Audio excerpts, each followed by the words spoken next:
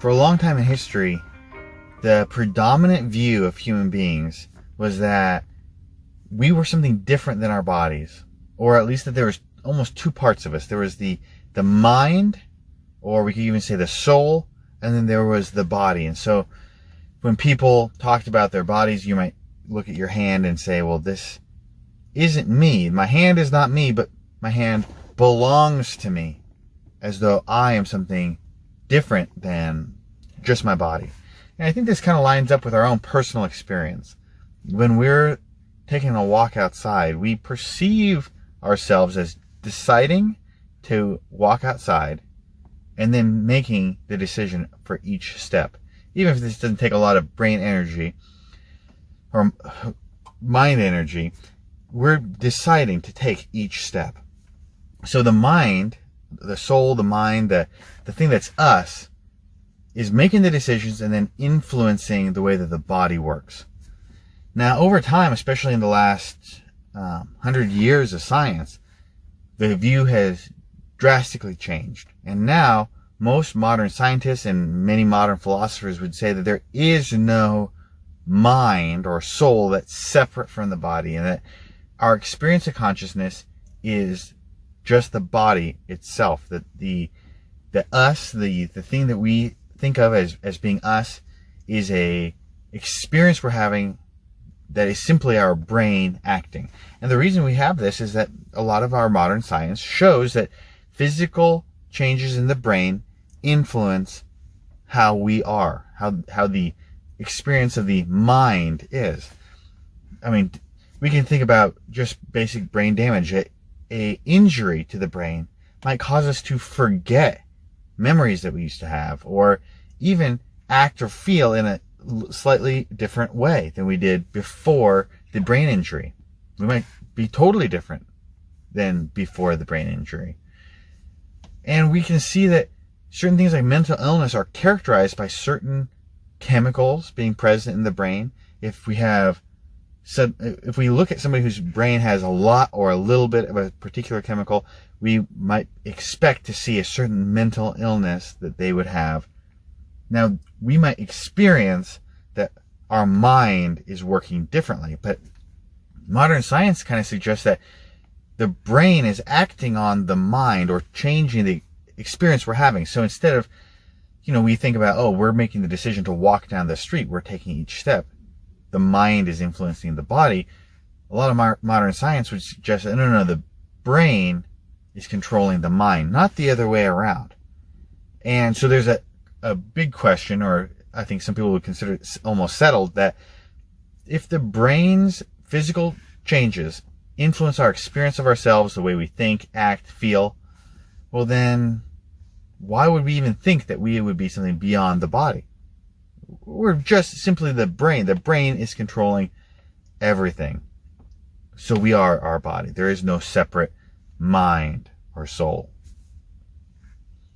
I can kind of see where people are coming from, and this has led us to want to treat people in a purely physical way. If we have a certain mental illness, we might think, well, if we could just develop the right medication or the right surgery, maybe we could, quote unquote, fix that mental illness or whatever the problem somebody is experiencing. Because if it's a purely physical problem, then a purely physical solution must exist, even if we don't know it now. Maybe none of our medications are perfect now, but one day we could get there. I think that drives a lot of research.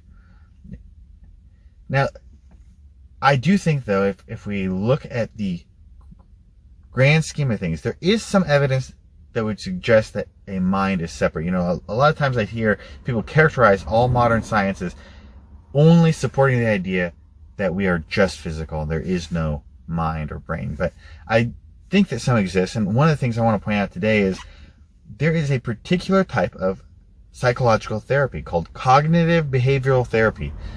The APA, the American Psychological Association, the people who essentially run all of psychological experimentation and inquiry, they describe this therapy as being as effective or more effective than other forms of therapy or treatment, including medication.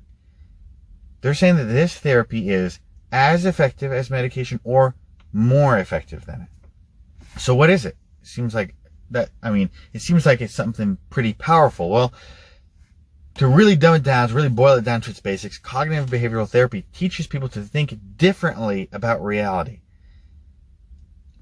In this therapy, you're going to meet with a expert, a clinician, a doctor, and they're going to help you to think about the things that are causing you problems in your life. Think about the experiences you've had in the past and are currently having.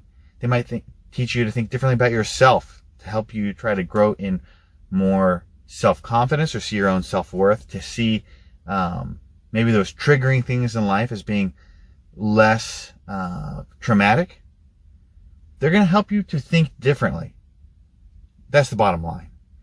And through thinking differently, people show great recovery. I mean, they're saying that this is as effective as other treatments or more effective, including medication. So that's my big question, is if medication is less effective in treating your mental illness than talking and thinking through your problems, well, that would suggest that maybe there is something more than physical going on here. See, if we've got a certain mental illness, we are suffering from depression, then there might be a certain chemical imbalance that we would see in our brain.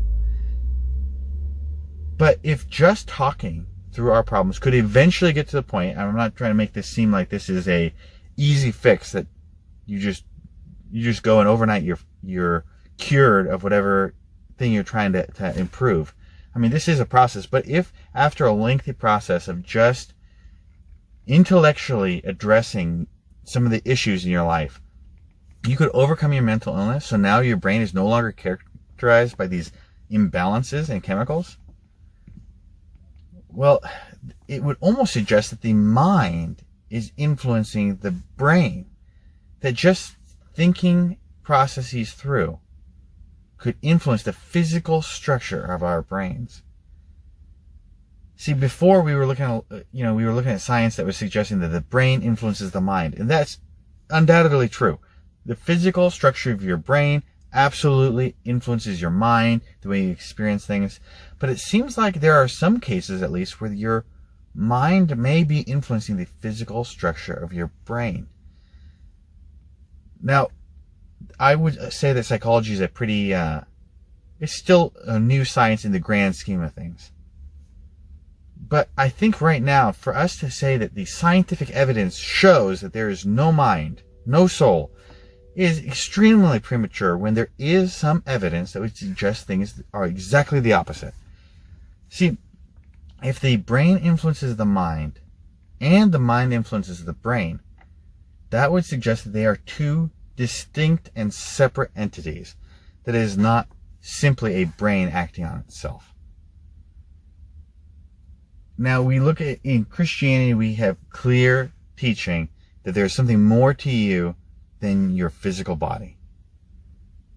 And I think it is way far premature to say that any type of modern scientific evidence could prove otherwise.